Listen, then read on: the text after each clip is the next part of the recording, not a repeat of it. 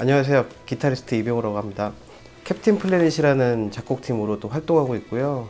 그리고 세션맨으로 또 레코딩, 그 다음에 라이브, 방송 등에서 활동을 하고 있습니다. 뷰티 인사이드 OST에서 기타를 쳤는데 그게 뭐 KUC가 부른 노래, 그 다음에 다비치가 부른 노래 이쁘더라고요. 레드벨벳의 웬디가 부른 노래 이렇게 했는데 반응이 되게 좋아요. 그래서 기분이 좋고, 제가 이제 프로듀싱하는 팀으로 다비치의 강민경 씨 솔로 앨범하고 S전업이 이석훈 씨 솔로 싱글 앨범, 그 다음에 보컬 그룹 보이스퍼에서 이제 프로듀싱을 했는데 그것도 뭐 조만간에 다 발매가 될 것 같아요. 콘서트는 뭐 국민 가수 이선희 씨, 노래 잘하는 에일리씨 전국 투어도 지금 준비 중에 있고, S전업이 이석훈 씨 솔로 공연도 준비 중에 있습니다. 지금 복면가왕은 현재도 하고 있고요. 그리고 그 전에 뭐 불후의 명곡이나 뭐 슈퍼스타 K, 그 다음에 뭐 위대한 탄생 이런 거 말고 너무 많잖아요. 다양한 데서 이제 하우스 밴드를 했었습니다.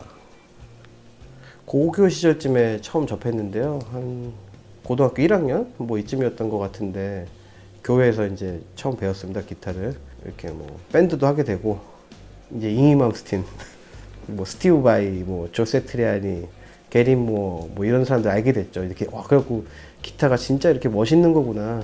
그렇게 알게 되면서 기타의 매력에 빠졌죠. 2002년도쯤에 그 다니던 교회에서 앰프를 구입을 했어요. 마크4 콤보 앰프였던 것 같은데, 그때 처음 이제 메사보기를 뭐 알고는 있었는데 이제 처음 접해본 거죠. 근데 이렇게 뭐 다루는 사람이 저밖에 없어가지고 뭐 다양하게 이제 만져볼 수가 있었어요. 근데 그때 좀 많이 놀랬죠. 왜냐면 뭐 미들 레인지가 되게 아까 말씀드린 것처럼 고급스럽고, 그리고 저음이 되게 단단하고, 그러니까 그때 당시에는 제가 멀티팩터 뭐 이런 것들을 썼었는데 그 멀티팩터를 써도 상당히 좋은 소리가 나는 거예요. 일단 질감이 좋으니까. 그래서 매료가 됐죠. 근데 사실은 뭐 가격이 만만한 앰프가 아니었기 때문에 그때 당시에는 2000년도 초반만 해도, 그래서 이제 쉽게 이제 뭐 다시 구매를 한다거나 이러진 못했는데 상당히 좋은 기억을 가지고 있죠. 처음의 기억을.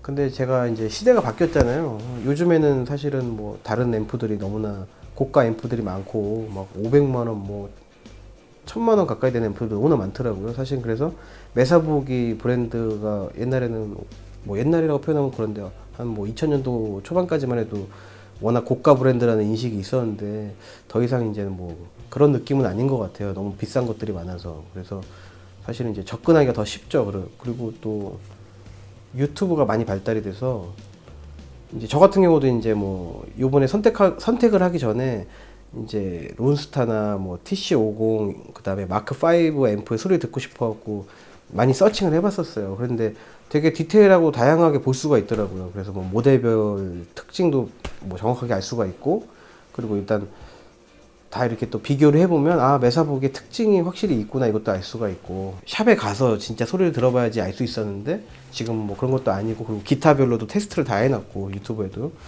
그리고 조작법이라던가 뭐 아니면 뭐 그 어떤 채널별 어떤 뭐 프리센스 뭐 이런 것 여러 가지를 너무 잘 해놨더라고요, 설명을.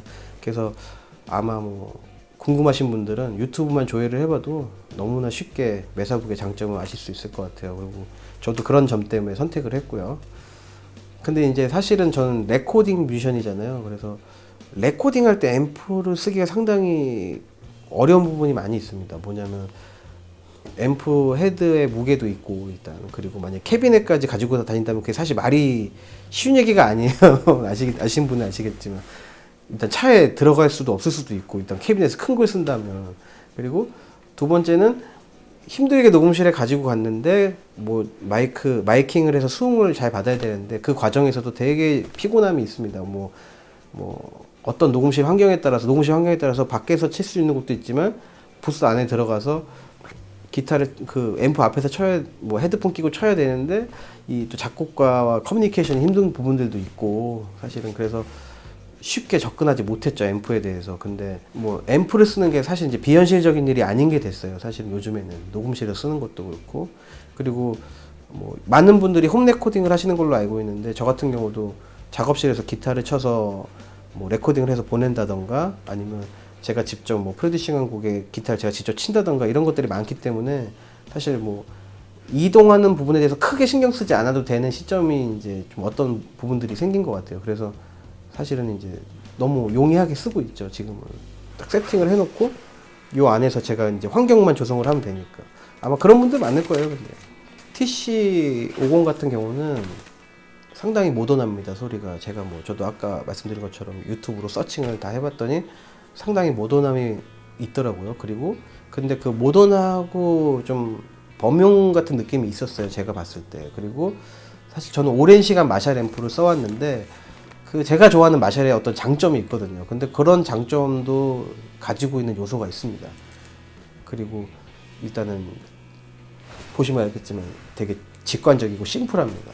그래서 상당한 매력을 느꼈죠.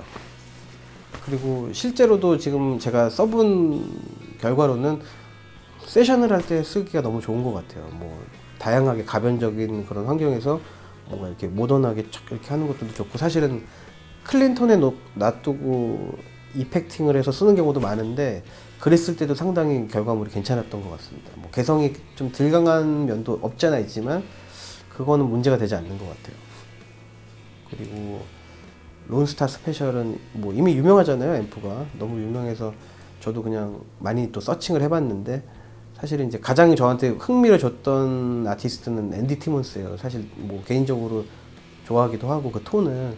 근데 그 크런치에서 나오는 그 엄청난 부티가 매력이 있습니다. 되게 그 부티라고 그러잖아요. 막 되게 별거 아닌 그냥 플레이를 해도 상당히 별거 있게 들리게 만드는 매력이 있죠. 그리고 이제 개인적으로 블루지안 연주를 상당히 좋아하는데, 블루지안 음악이나, 근데 그런 사운드가 너무 표현이 잘 돼요. 그리고 뭐 요즘에 뭐 전 세계적으로 유행했던 뭐 기타 별거 아닌 리프를 치면서 이렇게 코드 4개짜리 음악 같은 거 할 때도 너무나 빛을 발하죠. 왜냐면 그냥 좋으니까. 그리고 요즘에 또 제가 좋아했던 뭐 존 메이어라든가 뭐 존 스코필드, 뭐 레리 칼튼, 이런 분들의 어떤 톤의 뉘앙스를 표현하는데도 아주 결과물이 좋았습니다.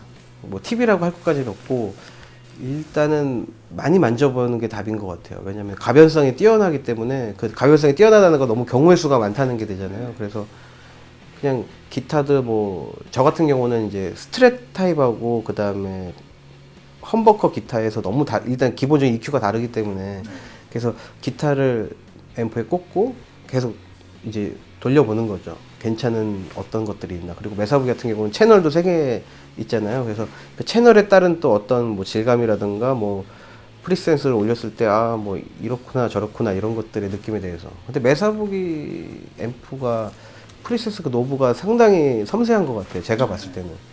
그래서 뭐 제가 봤을 때는 저는 오랫동안 마샬을 썼었는데, 뭐 마샬한테는 미안하지만 이렇게 메사부기가 되게 섬세한 부분이 있기 때문에 많이 만져보는 게 답인 것 같습니다.